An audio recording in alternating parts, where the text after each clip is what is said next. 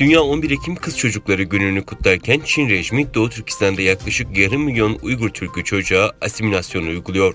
Birleşmiş Milletler tarafından 2012'de alınan bir kararla kız çocuklarının cinsiyetlerinden ötürü maruz kaldığı eşitsizlik konusundaki farkındalığın arttırılması amacıyla kabul edilen 11 Ekim Dünya Kız Çocukları Günü dünyanın dört bir yanında kutlanıyor.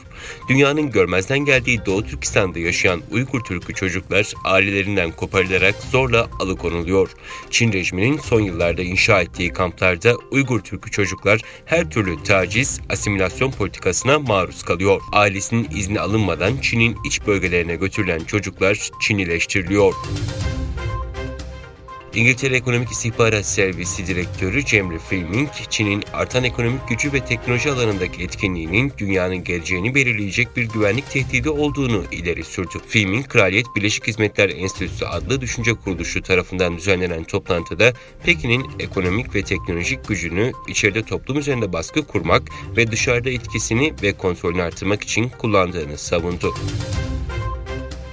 Beyaz Saray Ulusal Güvenlik Konseyi Stratejik İletişim Direktörü John Kirby, Rusya Devlet Başkanı Vladimir Putin'in nükleer silah ya da kitle imha silahı kullanmayı seçtiğine ilişkin herhangi bir emare olmadığını söyledi.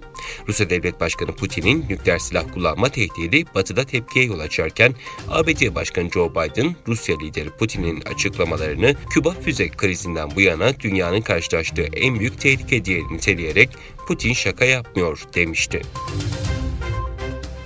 Cumhurbaşkanı Recep Tayyip Erdoğan, Kazakistan Cumhurbaşkanı Kasım-Cömert Tokayev'le birlikte Türkiye-Kazakistan Yüksek Düzeyli Stratejik İşbirliği Konseyi 4. toplantısına riyaset etmek için Asya'da İşbirliği ve Güven Artırıcı Önlemler Konferansı'nın 6. zirvesine katılmak üzere Astana'ya gitti.